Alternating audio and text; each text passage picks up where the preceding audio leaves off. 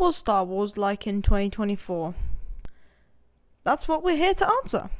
Hello everyone and welcome back to AustinPlus commentary, where today we are talking about all of the Star Wars related stuff that happened during 2024.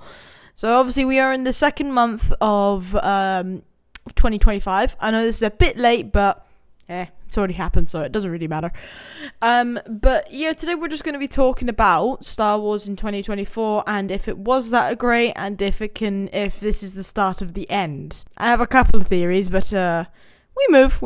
So first of all, this year actually started with an end, if that makes sense. So the first project that was released Star Wars related during 2024 was The Bad Batch Season 3. And Season 3 concluded the Bad Batch story. I would say that the season was very much revolved around Omega. Omega was a very developing character in Season 1, and it did get us a bit repetitive, but it also showed her growth as a rebel, because obviously this takes place after Revenge of the Sith. They are against it, so they are growing as rebels. I do think this show is very good because of its drama. I think it's perfect for drama. It shows emotion. And I don't think a lot of cartoons do that. That's why like Star Wars animated struggled a fair bit. And I definitely think it's definitely grown. Mainly because of the portrayal of emotion throughout all of the characters, everyone, how they feel about each other. They feel like they are brothers and that they belong as a pact, and that pact can't be broken other than by death. And I think that's a really good message. And I do think this season was a great conclusion. I'm a bit sad that it it ended, because The Bad Batch was an amazing show.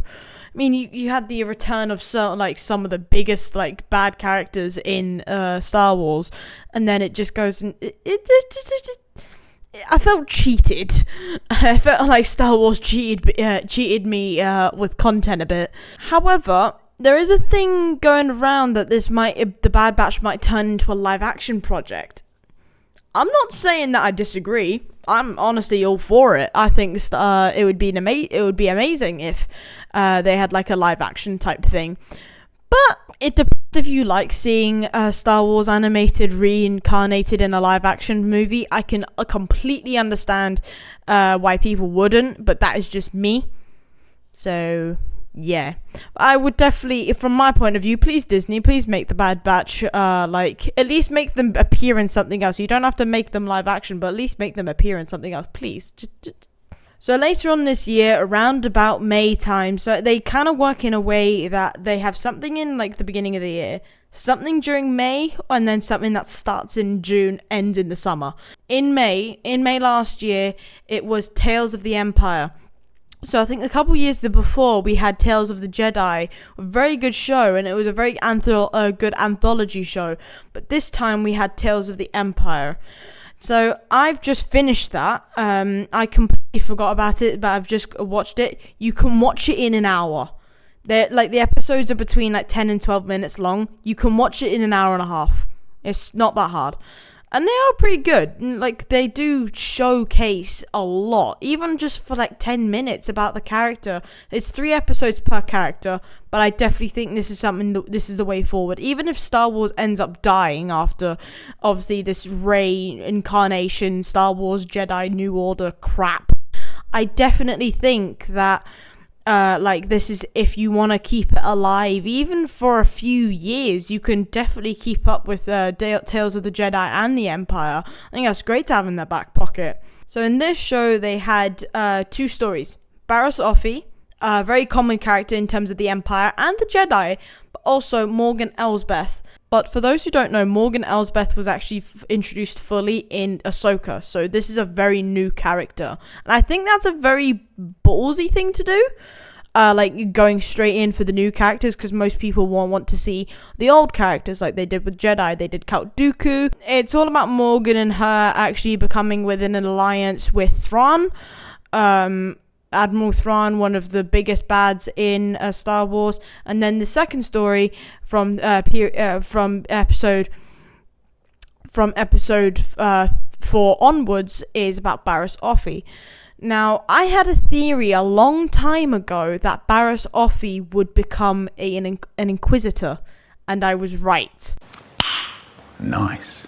Barriss Offee is an Inquisitor, and I don't know what sister she is, but I know she is one of them. Well, obviously, the Inquisitors are just called sisters or brothers, but I don't know which one she is.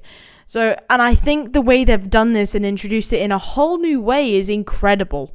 I think it is so creative, but it also gives certain characters the time to shine. So, I think what they did for the likes of Barriss Offee, she was the most requested character to have like an extended story. Morgan Elsbeth was to do with like, oh, we want to know more about her. We want to like develop her character a fair bit. However, for the Tales of the Jedi, so many people wondered about Count Dooku, and I think at that point it was a no-brainer. But the Ahsoka story was one of those things that they kind of needed to do because everyone was wondering, especially when the Ahsoka series was confirmed to be developed, and then she made an appearance in Mandalorian. Everyone was wondering what happened to her, what had she been doing. So I think that was a good filler. But those two were mainly about fan bases. The Morgan one, I think, was they wanted to develop her more based on the Ahsoka show. But Barriss Offee, I definitely think, was a fan pick. And I completely agree with both of them. This is not one that I'm very excited to talk about, but I guess I kind of have to. The Acolyte show. Well, that was a load of shit. Now that, some may say a piss take. Yep. Please, can someone answer me this? When Saul reveals that he killed Osha's mum, her anger overwhelms Saul's lightsaber and turns it red. What? What the fuck? Where the hell has this been since the 1970s? Fans both absolutely loved and then absolutely hated this show. I don't know how that works. I don't know how you can absolutely love something, considering this is the same universe that gave us Darth Vader, like one of the greatest villains in cinema history, and then we get this. It's just, there's no comparison. I don't know how people said, oh, this is an absolutely amazing show, absolutely phenomenal, and then, yeah, you got this, and then people said, oh, it's absolutely abysmal, but it just didn't make sense. They're also undermining a lot of the stuff that, like, the Star Wars lore that we had been, like, experiencing since the 1970s. The story was too bold. I think they went too hard with this show. I think the reason I think that is because the fact that you've done a load of things to do with the Force. Don't get me wrong, this takes place 100 years before the Phantom Menace, and it still seems like it's about 15 years behind. The story was, as I said, the story was bold, but it also, the fact that you have the guts to basically render a lot of the Star Wars lore mute. If you didn't think there was going to be backlash on that, you are severely mistaken. But it's not like you can play the card of, like, this show takes place 100 years before, so the new ones got it wrong. No, you can't play that card, because you're talking about the in-universe chronological order, not the development. So this story was apparently something that was pitched in 2016, and they never wanted to make a film out of it because they said it's too, like, out there, I guess. I completely understood that. Like, out there as in bold, same meaning. But then they go and make a show of it, which is arguably longer than the film. And it was pure crap. Boom. Roasted. I mean, I know this is an in-universe joke, but the fact that May, of all people, didn't know her master had been under her nose the whole time, and basically you're best mates with this person, that brain cell capacity is mad. Now, I will say this. This show, the trailers and everything looked horrible. The show's pretty good, you know. So Skeleton Crew was definitely a show not a lot of people was looking forward to.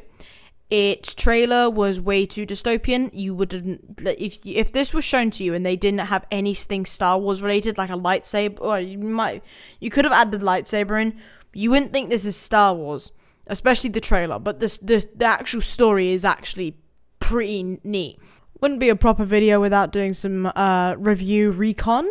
As always, I'm just going to briefly look through them. So the production value is great. Visuals, costumes, and set pieces are really well done. As in many Star Wars adaptations, the musical score is very well done. There's music in this. Bruh.